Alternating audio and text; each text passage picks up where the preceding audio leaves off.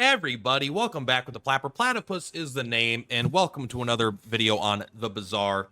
First, I want to thank everyone for the support. The channel's been growing at a pretty reasonable pace for a brand new channel, so I really appreciate that. I've been having a lot of fun with the game, and thank you for subscribing and watching. If you are watching this and you're not subscribed, it would mean a lot if you did. If we get to 1,000 subs, I can monetize the channel, and to celebrate that, I will do a giveaway for 1, 2, 3 keys. I don't know. We'll decide when we get there, I suppose. It might take months. It might not be. It might be pointless. I don't know. But I will do some sort of giveaway on the channel once we get to 1,000 subscribers. Now, today we're talking about 5 things you don't know about the Bazaar. We're going to start at things that are less obscure, maybe better well known, and we're going to go to things that are probably less known as we go on in the video. So, we're just going to jump right into it. And also, I want to apologize. There's not going to be editing here. There'll be some cuts and stuff, but it's hard to pull up. I tried to look through my videos for specific examples of things that I've seen and I know work, but it just going through videos, and it was honestly just taking a lot of time, and I'm doing this before work, so I'm just not going to edit it. I'm just going to tell you, you'll have to take it at face value, but trust me, these are all things that work in the game, even if I don't have perfect visual examples. So, Number 1, there are a lot of items that scale in Pygmalion with value. Like, you can get like Vineyard is a great example. People know that one. I don't think I have any skins for those ones right now, but Vineyard is a great example. And so is Landscraper, and so is Skyscraper, Subscraper, and a space scraper. All these items will have an effect that increases based off its value, right? It cares about the value of other items, and it cares about the value of itself. When you enchant an item, even let's say if you have an item that you think sucks and you don't, or like a perfect example is Pawn Shop, which we'll talk about more than once this video. Pawn Shop gives you HP based on its value. What is not very good on Pawn Shop is poison. The poison effect on Pawn Shop will give your other poison items increased poison effect. Pygmalion has literally 0 poison items, so it's nearly always useless, but it's never actually useless. When you enchant an item, it increases its value. So even if you get 0 effect from the Pawn Shop, if you enchant an item like that early, or like even something that's 24 value, it's a diamond item, and you enchant it, it's just going to go to 48 value. It's going to double its value. On something like Pawn Shop, it's still just like getting free. If it's at diamond, it's basically getting free 24 value, which will increase its effectiveness. So when you're thinking about enchanting your items, you want to be considering that they increase the value of them. So even when enchanting feels useless, it is never useless. You could use it to enchant something you just want to sell because like, oh, all these enchantments are dog shit. I don't need the burn enchantment. What am I going to do? An extra 10 burn damage a fight when I have 10,000 HP? Who cares? Put it on something you want to sell, and then just sell it and get more money out of it, and then use that to power up your build. So the number 1, enchanting improves item value, which is extra good on Pygmalion when he has a lot of items that care about your item's value, but it is still good on all things. So it will just increase the value of that. Now, number 2, we are going to go over the Pygmalion hidden interactions, the ones that I'm aware of. And that is basically, there are events we're going to go after. Let's do Vanessa first, just because we're already here. So Vanessa has, if you go to the docks as Vanessa and you have the star chart, the sextant, or the astrolabe, you will be able to work as a navigator. So this is what we're going to talk about with Pygmalion as well, is some events will have hidden interactions with items. The only one that I'm aware of with Vanessa is that if you go to the docks and you have one of these 3 navigation style items, you get to work as a navigator, and it gives you 6 experience and 2 gold. This is almost as good as killing a monster on days like 3, 4, 5, probably 6. Once you get up to day 7, the experience is probably lower than what you would get by fighting the stronger monsters. But this is still very powerful and potent. You're not getting an item from this, but 6 gold is a good amount, especially for Vanessa, who's not as economy focused. And 2 experience is like a good amount of experience to get. Normally from these kinds of events, you either have to lose 5 gold to get 2 experience, or you get 2 gold and get 1 experience. So this is just a souped up version of pretty much all those events. And this is something worth taking almost every time. So this is what it will look like. Instead of 3 options, you have 4 options. Now, Pygmalion has 2 of these that I am aware of. The most important one is the strange mushroom early on. Arguable if it's more important, but basically The strange mushroom is just, it's a pretty bad event overall. You can gain a random skill, get 2 to 4 gold, or you can get 1 experience. But if you have a bushel, and if you don't know, bushel is the starting item, or you can find it bronze as well, that it, you know, it's just literally, it's a bushel. And it, when you heal, you shield, so it's a very common Pygmalion item. If you have the bushel and you go to the strange mushroom event, then you get a 4th option here to take the mushroom and put it into your bushel. And that will give the bushel plus 10 HP and plus 10 shield.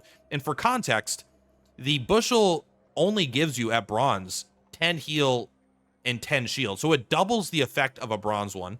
It's a double healing and a 50% increase at silver. So this is a huge day 1, day 2 buff. It's going to help you absolutely destroy the couple early days. And trust me, winning early is very important, because if you lose early, if you lose day 1 and day 2, yes, you still have 17 prestige, but that means you can't win before day 12 if you win your next 10 fights. And trust me, day 12, day 10 is one beast. Day 11, builds get a lot stronger.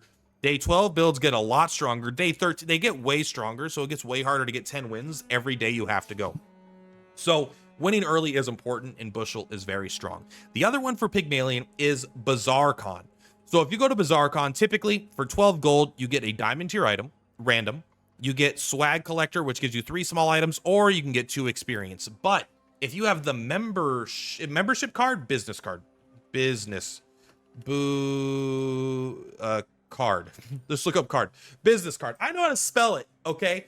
If you have business card, which is a pretty good item, but it's nothing special. I usually just pick it up because it generates you money over time. Whenever you go to a merchant, it gains value. And then for every 5 merchants you visit, it upgrades. And so it'll basically, every time you go to a merchant, this will gain value. And then eventually you just sell it and then you're done. But if you keep it for a while and you go to BazaarCon, you can actually get an additional, I think it's called another networking option, where you get 4 experience instead of 2. Now, 4 experience is a ton. It's half of a level. That's a huge amount of experience, bro. Like, so you're getting a half of a level for an event. Again, that's double what her thing is. You don't get any gold, but you're also Pygmalion. You don't really care about gold. I bet you could sell that membership card right after this for more than 6 gold. So it is a very powerful event as well. And I always buy and hold a membership card just in case this event shows up. However, every once in a while, I will sell it after it makes me a bunch of money. And that's that too. It's still good. Either you buy the membership card, you either get a bunch of money, or you get a bunch of experience, or you get a bunch of money and experience, but it's delayed gratification, right? So very, very good. And so that is the Pygmalion and the Vanessa buffs. The final 2 are the ones that I think people are going to know about a little bit less. So let's reopen the game for this one. So there are a lot of HP increases you can get in the game, right? There are flat HP increases and there are percent-based HP increases. A few example is the temporary bonus that you can get. You get a temporary bonus for the rest of the day. You can get the genie lamp, which gives you 5% like 3 different times. Pygmalion has a bunch of percent-based HP upgrades when you're just playing the game. The general rule will apply to all of this stuff, right? But the specific interaction that I think is the most potent is with the belt. So if you are at 100 HP and you get an event that gives you like, oh, get 10% HP. So you're going from 100 to 110. If you put on a belt first, and we're going to call it a diamond belt just to keep all the numbers simple.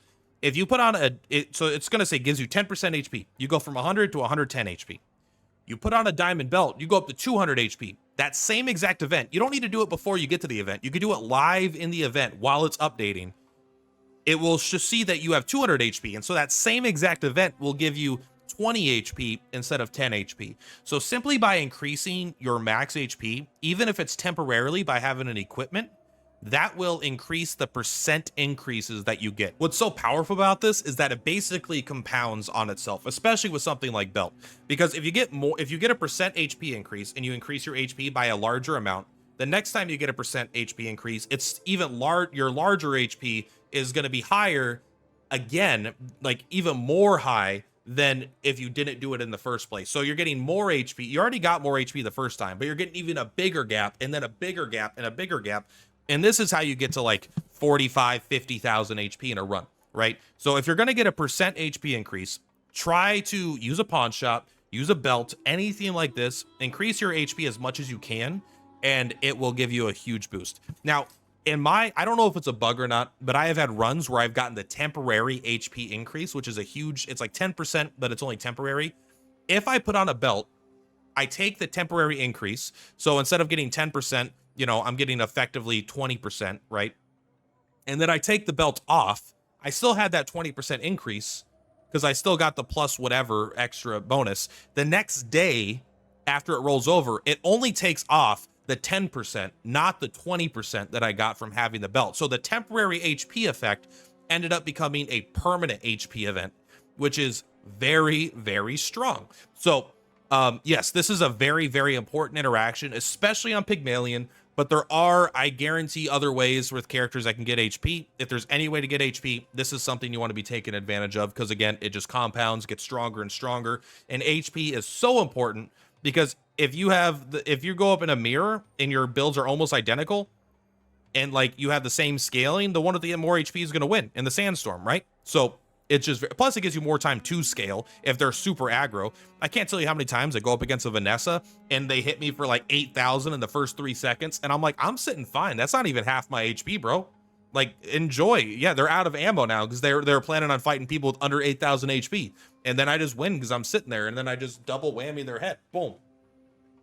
So this next one is, the final one is actually one I just discovered today because it's just a pretty narrow interaction, but it is very relevant. So do you guys know knee brace? This is very similar to the last one, but it is different. So let's go ahead and pull up knee brace here because I don't have a card of it. Knee brace is a terrible, terrible item that is sold by Curio. If this is on your board at the start of each day, meaning you need to take it into a fight with another player, gain 1, 2, 3, or 400 max health, and the cooldown of your items are increased by 1 second. This is a bad item. There are some builds that could use it, like HP Pygmalion could use it because the 1 second, taking a double whammy from 12 seconds to 13 seconds is not that big of a deal because you're probably one-shotting them anyway, and then you just get some free health and it's easy to fit on the board. But 99% of situations, this item is bad to have on your board. But this is so important. If you have this equipped, all your item cooldowns are increased by 1 second. This isn't restricted to combat. This is always active if you have this item on your board, basically. Now, this is what you do. You put this on. So you could even do it with your katana, basically, right? Or whatever. I'm not going to do the math because I'm not good at math, but this is how it works because I've tested it. If you bring your katana from 2 seconds up to 3 seconds, oh no, that's bad. Then you use your percent cooldowns, like the feathers, reduce an item's cooldown by 12%, reduce an item's cooldown by 6%, your leftmost, or all your items by 3%, your leftmost by 6%. Use these items, it will reduce the percent based off the increased cooldown. So if you have normally a katana at 2% or at 2 seconds and you do the cooldown reductions, you'll get X value. But if you bring it up to 3 seconds and do the exact same cooldowns and then remove the knee brace, you're going to get Y value, which is a greater effect because it's giving you a percent decrease off the 3 seconds as opposed to the 2 seconds. So if you have a knee brace and you have percent cooldown reduction that you could use outside of combat, before you go into combat, just take off put this on, do your percent down cooldowns, then take the knee brace off, and you're just going to have a faster item than you would have in the normal situation where you don't have knee brace. So this is like secretly, I think, a super OP item. I don't think it's like going to break the meta, anything like that. But I'm telling you, when you're going in meta, if you're going up against meta builds or you're going up against mirrors, these little, like being 0.3 seconds, 0.2 seconds faster than your opponent is 100% the difference between killing them or you dying. If you guys attack at the same time, if they attack a little bit faster than you die first, right? If you attack at the same time and you both die at the same time, you win ties. But like if you're just a little bit faster than them, this is such a big advantage. Like the difference between an item going off at 1.9 seconds and going off at 2 seconds is big. Because if you guys both go off at 2 seconds, or you're at 2.1 and they're at 2, suddenly you're not going off first. So this is just a really, really powerful interaction that I don't feel like a lot of people are using. I actually just discovered it today when I was playing Pygmalion. because I wanted the HP, and I was like, this is okay. And then I reduced the cooldown of my double whammy, and I took the knee brace off later, and I was like, wait, this is lower than it should have been, which is fantastic. It's a really cool interaction. Anyway, that is all for today, guys. These are the interactions I wanted to talk about. Hopefully, these can help you have more consistent, powerful runs. And if you found out anything new here, go ahead and leave the video a like and a comment. Or if you hated the video, then let me know as well. You could leave a comment. That's still engagement, and then maybe I'll improve for next time. Who knows? Anyway, that's all. Much love for platypuses per ploutopus. I'll see you on the flip-flops. Bye!